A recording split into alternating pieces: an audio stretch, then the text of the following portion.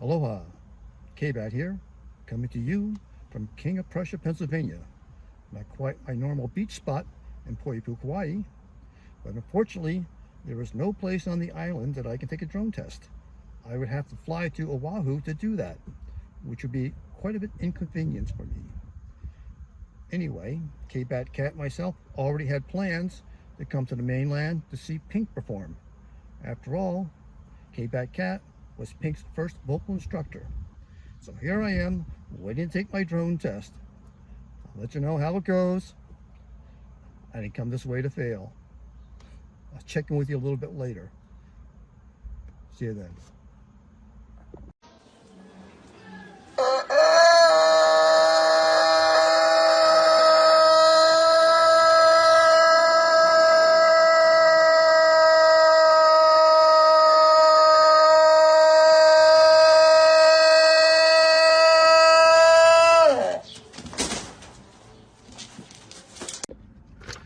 Okay, just got done taking a test.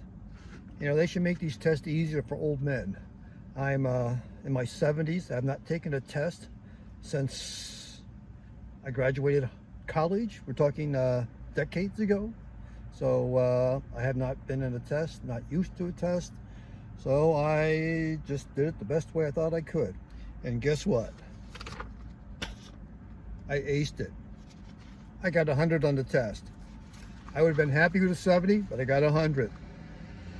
Now I'll have to start going back and thinking about what was on this test. And trust me, almost everything I studied wasn't on it. I couldn't believe it. I couldn't believe it. I'll go through what was on it later, but I couldn't believe how much I knew that wasn't there. But you better know how to read those charts, I'll tell you that much. In airspace, they were all over the place. I'll talk to you later about this. I'm ready to go back home. I gotta go zip up K-Bat's dress because she's going to beach friends. You can't get her dress up. I'll talk to you later. Aloha! I am finally back home in beautiful Kauai, Hawaii. I have missed it so much. Behind me, you see pictures of Kauai. It is simply stunning. It is the most beautiful place on the planet. But you want to know about the test. And yes, I did score 100 on the test. I don't think I've ever seen anybody else say they've done the same thing. People got close, but not 100. So what I'm doing, I'm going to give you my keys for passing and getting 100 on the test. First, I did not pay for a course. I also have no previous experience or knowledge of any kind of being a pilot. But you do need to study. It would be impossible to pass this without studying. How did I study? I went through all the documents and I took my own notes. What I also did, I bought the Airman Knowledge Testing Supplement. It is very important to be very familiar with this document. I can't imagine going in and taking this test without having read those charts and understood how to read them. You're asking to fail. The next thing I did, I bought a magnifying glass that has a light on it. This came in so handy. So many things when you had to look at the charts were also close together and difficult to read. I can't imagine taking this test without having it. I thought it was almost a necessity for me. As far as practice tests go, I did look at some and I tried them, but I really didn't get that much out of it. I think people end up memorizing answers and not understanding information. Plus, there was not one single practice question I saw on the actual exam. But it did help me in one way. The way the questions were formatted and the way the answers were given were very similar from the practice test to the real test. So that did help. As far as study time goes, that's really hard to say because I just never sat down and studied. But because the type of test was a multiple choice, I didn't have to memorize the information, but be able to recognize the answers. Now, I have not taken a test in decades, but I did use a technique that I did use when I went back to college. I put all my notes on 3x5 index cards, and here they are. And I would just simply carry them around with me. So whenever I felt like it, I would just pull them out and I'd read them. Now, during a test, most important, take your time and read everything in detail and think about what they're saying and what they're asking. When you have a chart question, make sure you read the answers also before you go looking on the chart. That helped me tremendously to find the correct answer. Also, I have my own theory. You don't always have to know what the answer is, but know what the answer isn't. I know it sounds a little stupid when you first hear it. It doesn't sound right. But when we think about it, it can help you pick out the correct answer by eliminating the wrong ones. Now, the test, first time I went through it, took me about 45 minutes to complete. At this point, I thought I'd answered all the questions right. I didn't guess on any of them. But I did bookmark 5 questions, and they are all sectional chart questions. I wanted to double check and make sure I didn't make any stupid mistakes. After all, I flew all the way from Hawaii to Pennsylvania to take this test, and I wasn't going to fail it. I wasn't going to take the chance that one question was going to make the big difference. I ended up going through all the questions anyway. This additional time was only about 15 minutes more. So in total, I spent about an hour on the test. Now, I probably would have finished faster if the computer would have behaved better. But in my case, I had to click on the button next, next, next multiple times before it finally changed questions. It was just very annoying. Now, there were a lot of things that were not on the test that I thought I would see. First, there was no questions about longitude or latitude. There was nothing about landing at airports. There was nothing about traffic patterns. Nothing to do about restricted areas, or MOAs, or foreign countries. I never had to look at a chart supplement for any questions. There was no questions about clouds, or thunderstorms, or types of fog, or ice. I also didn't have to know anything about how to pronounce words or numbers. Now, more important, what was actually on my test. Now, there will be some questions that will be very similar everyone's going to get. I had one question about METARs. Everyone's going to get a METAR question. Mine dealt with wind speed and direction. I had one question dealing with TAP. Mine dealt with valid time. I had one question about load factor. Just look at the chart. Another very easy question. Everybody gets that one also. I had one question about the angle of attack. Now, surprisingly, I had multiple questions about the center of gravity. There had to be 4 or 5 altogether. I expected maybe 1 or 2, but not 4 or 5. Now, they weren't difficult. I was just very surprised.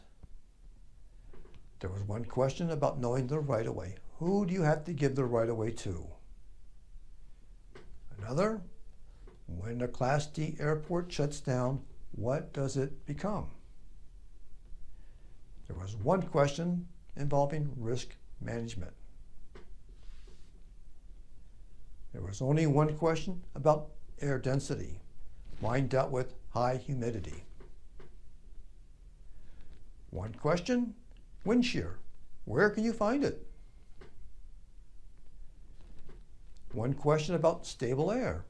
What they did, they mixed up stable and unstable air and the answers, and you had to figure out which one was the right one. There was one question about surface-based inversion. I had an alcohol question. Can someone fly your drone if they've been drinking within the last 8 hours? I had a question about a Category 2 drone. Now, I don't remember exactly how it went, but it all dealt with document of compliance. Another, what do you do if your certification to fly a drone has expired? Can you still fly it? If you are flying near a building and you lose control, what could possibly cause this to happen? Another, what is the blinking rate for lights in the dark? Another visibility question. How much visibility is needed for some airports? Doesn't matter which airport it is, it's always going to be the same answer. If you use lights for reading your map, what do you do to let your eyes adjust? Surprisingly, I had 2 questions about if your drone is completely destroyed, what do you do? Now the questions were worded very similar, but the answers were all totally different. This is a little tough, but take your time, you can figure these out. I had one question about remote ID, and you had to know the difference between ones that were installed or ones that were modular. Now, I know some people may say this type of question is a tricky question, and it's really not tricky. You just have to read the question and the answers very carefully, and you really have to you have to know the answer. You can't guess this. Another question, who follows the FAA 107? I had a couple questions about how low can you fly. One dealt with a V-15 route, and the other one dealt with an animal reserve. I had one question about the antidotes. You have to know those. They will be on the test. Another, when does your remote need to be turned on? I had a question about what is the latest you can fly at night? I had a drug question. How would uppers affect your ability to fly a drone? Another question about your ability to fly a drone. If you've been driving for a long time, how does that affect it? I had a Class 1 drone question, and it dealt with exposed parts. I had a maintenance question. Who is responsible to make sure your drone is up to date? Another one, who can deviate from the Part 107? I had a question about hyperventilation. Another one about proper scanning techniques. You had to know your acronyms. I had one with PAVE, and I had another one with CTAF. I only had one weather question, and it dealt with temperature and dew point. What do you get when they get close? You had to know the definition of a ceiling. On Figure 20, I had one question, and it dealt with knowing the correct airspace. Chart 23.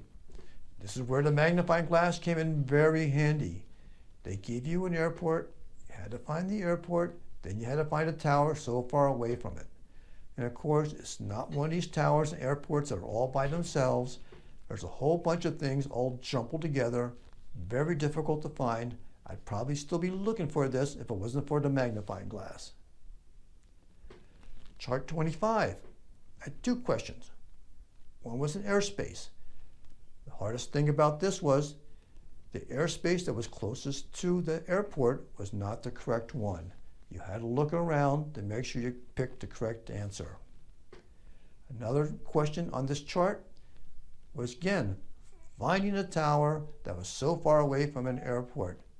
Again, they're so close and compact together, the magnifying glass was almost a requirement for this. I had 2 questions when it came to Figure 80. You have to know what the maximum elevation figures mean. Another one on that same chart about getting permission to fly at an airport. Who do you have to get it from? I had another question about finding a tower. The tower, again, very difficult to find, needed that magnifying glass. And the answer, same number, but one was AGL and one was MSL. You need to know which one's the correct one. I had a picture of a parachute. You had to know it was a picture of a parachute.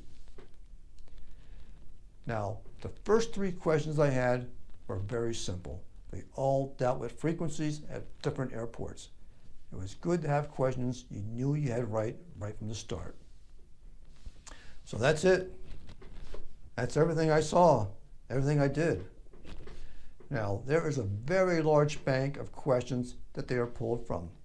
Your test could be identical to mine, or it could be nothing like mine. But what I'm going to do is I'm going to put all my notes up also. So you can use them, don't use them. I got 100 using these notes. Maybe you can too. But I'm pretty sure for one thing, you'll pass using them. What you see me wearing right now is my Kauai Beach Abuse Team shirt. It's the main reason I got my drone license. I love taking pictures. I love putting them up. Kauai is beautiful. Check them out if you'd like. Aloha till then.